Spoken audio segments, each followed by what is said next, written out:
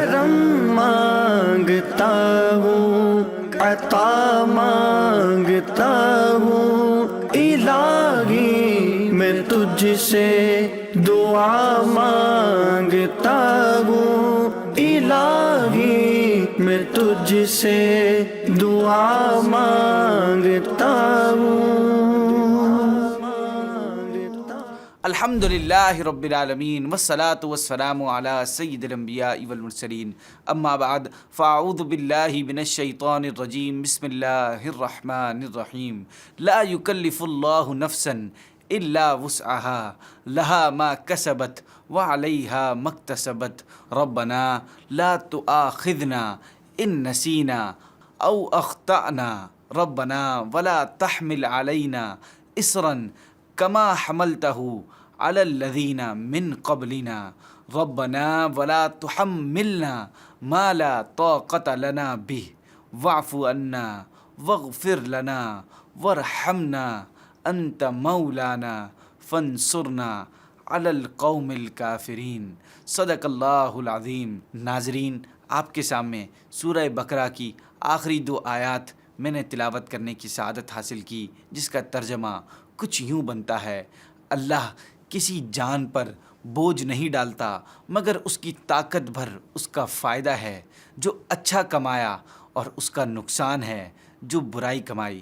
اگر ہم بھولیں یا خطا کریں تو ہماری گرفت نہ فرما، اے ہمارے رب، اور ہم پر بھاری بوجھ نہ رکھ جیسا تو نے ہم سے پہلے لوگوں پر رکھا تھا، اے ہمارے رب، اور ہم پر وہ بوجھ نہ ڈال جس کی ہمیں طاقت نہیں، اور ہمیں معاف فرما دے اور ہمیں بخش دے اور ہم پر مہربانی فرما، تو ہمارا مالک ہے، پس کافر قوم کے مقابلے میں ہماری مدد فرما، کیونکہ ہماری امت سے پہلے امتوں پر احکام کافی سخت تھے۔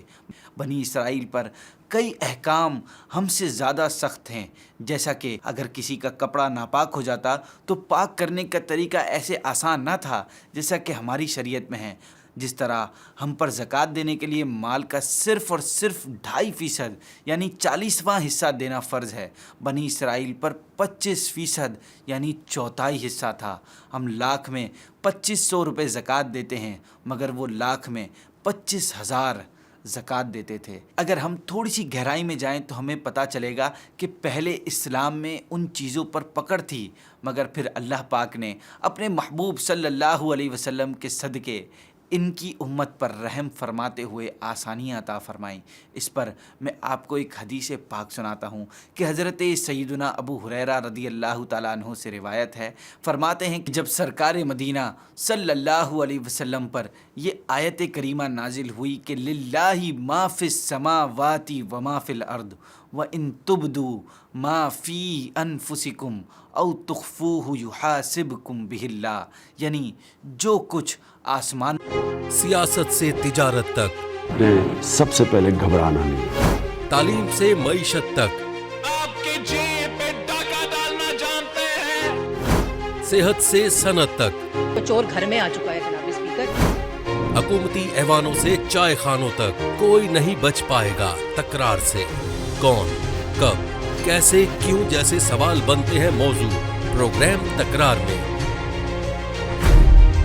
دیکھتے رہیے تکرار، کینیڈا سے براہ راست سمینہ جبین کے ساتھ، منڈے ٹو فرائیڈے، صرف آواز انٹرٹینمنٹ پر۔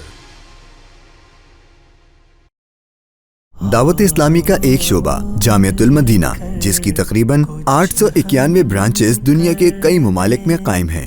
کم و بیش 67,000 اسلامی بھائی اور اسلامی بہنیں بغیر کسی فیس کے عالم اور عالمہ کورس کر رہے ہیں۔ ان میں ہزاروں وہ ہیں جن کی اکوموڈیشن، کھانا پینا دعوت اسلامی کے ذمے ہے۔ آپ بھی ڈونیشنز کے ذریعے اس شعبے کے ساتھ تعاون کر سکتے ہیں۔ آپ کے چندے یعنی ڈونیشن کو کسی بھی جائز دینی، اصلاحی، فلاحی، روحانی، خیر خواہی اور بھلائی کے کام میں خرچ کیا جا سکتا ہے۔ جی ٹی اے کا سب سے زیادہ دیکھا جانے والا ٹی وی چینل آواز انٹرٹینمنٹ کے ساتھ مل کر بنائے آپ کے بزنس کو اور بھی بہتر۔ ہم آپ کے کمپنی یا بزنس کو ایک انوکھے انداز میں پیش کریں گے جس سے آپ کے بزنس میں اور زیادہ اضافہ ہوگا۔ हमारे फेसबुक, यूट्यूब और वेबसाइट को रोजाना लाखों लोग देखते हैं। हमारे पास हर किसी के एडवर्टाइजमेंट की जरूरत के हिसाब से पैकेज अवेलेबल हैं। आज ही 416-786-9809 पर कॉल करें और अपना एडवर्टाइजमेंट बुक कराएं। आवाज इंटरटेनमेंट, आवाज आपकी, चैनल हमारा, जुड़िए हमसे। आवाज इंटरटेनमेंट कनाडा का सबसे ज्यादा देखा जाने वाला उर्दू हिंदी टीवी चैनल अब दस्तयाब है सैटेलाइट और केबल पर। इंडिया, पाकिस्तान, सऊदी अरब, United Arab इमिरात, Australia, New Zealand, United kingdom और कई सारे मुमालिकों में दस्तयाब। दुनिया के कोने कोने में पहुंचेगी आपकी आवाज, सिर्फ और सिर्फ आवाज इंटरटेनमेंट के साथ। में है और जो कुछ ज़मीन में है सब अल्लाह ही का है, और जो कुछ तुम्हारे दिल में है अगर तुम उसे ज़ाहिर करो या छुपाओ, अल्लाह तुमसे उसका हिसाब लेगा।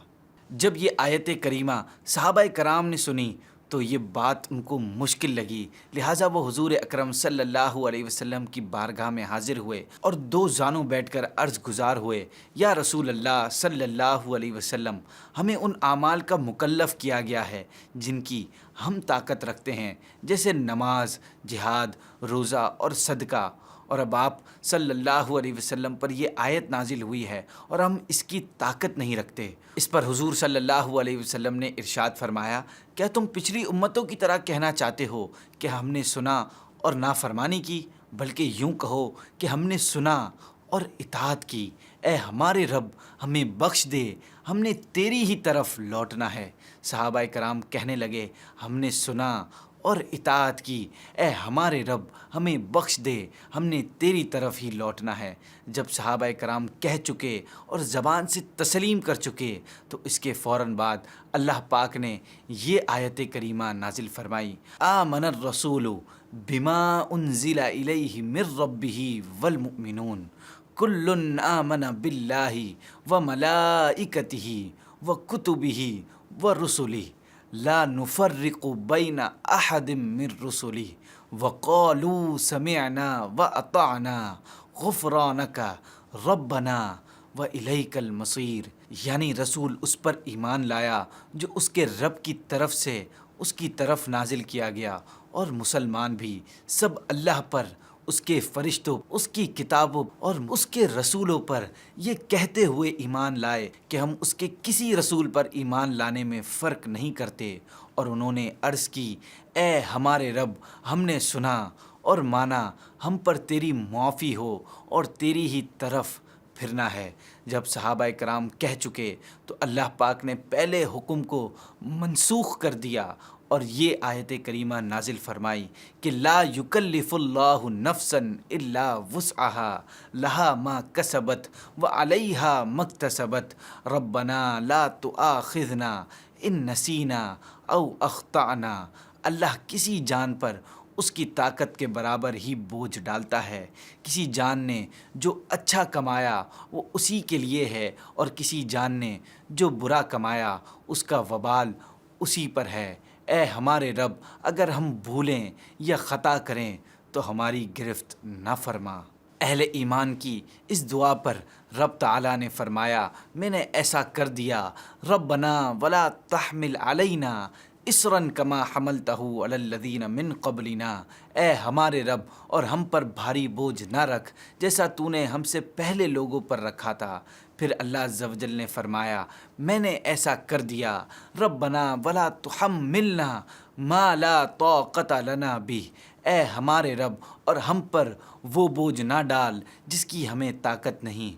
फिर अल्लाह पाक ने फरमाया, मैंने ऐसा कर दिया, वाफ़ु अन्ना वग़फ़िर लना वरहमना अंत मौलाना फंसुरना अलल कौमिल काफिरीन। और हमें मुआफ़ फरमा दे और हमें बख्श दे और हम पर मेहरबानी फरमा, तू हमारा मालिक है, बस काफिर कौम के मुकाबले में हमारी मदद फरमा। फिर अल्लाह पाक ने फरमाया, मैंने ऐसा कर दिया। इस हदीस पाक में भी हमारे सामने आया کہ آسانی اس لیے ملی کہ صحابہ حضور کی بارگاہ میں معاملہ لے کر گئے تھے. جہاں سے بھی مرضی غور کر لیں نتیجہ یہی سامنے آئے گا کہ اللہ پاک نے اپنے محبوب صلی اللہ علیہ وسلم کی وجہ سے ہم پر یہ آسانیاں رکھی ہیں. تو آئیے پھر آخر میں اس نعمت کے حاصل ہو جانے کا اعتراف کرتے ہیں اور اعتراف کے طور پر ایک بار پھر یہ دعا پڑھتے ہیں کہ اے ہمارے رب اور ہم پر بھاری بوجھ نہ رکھ جیسا تو نے ہم سے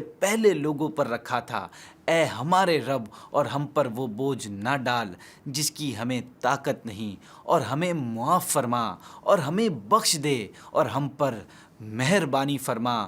تو ہمارا مالک ہے، پس کافر قوم کے مقابلے میں ہماری مدد فرما. ناظرین اس دعا کو یاد کریں، اس دعا کو اپنی دعاؤں کا حصہ بنائیں. اللہ پاک نے چاہا تو اس کی بہت برکتیں ملیں گی اور بڑا فائدہ ہوگا. ناظرین یہاں پر ہمارے پروگرام کا وقت اختتام کو پہنچا. اپنا بہت خیال رکھیے گا. کرم مانگتا ہوں، عطا مانگتا ہوں، الہی میں تجھ سے دعا مانگتا ہوں، الہی میں تجھ سے دعا مانگتا ہوں.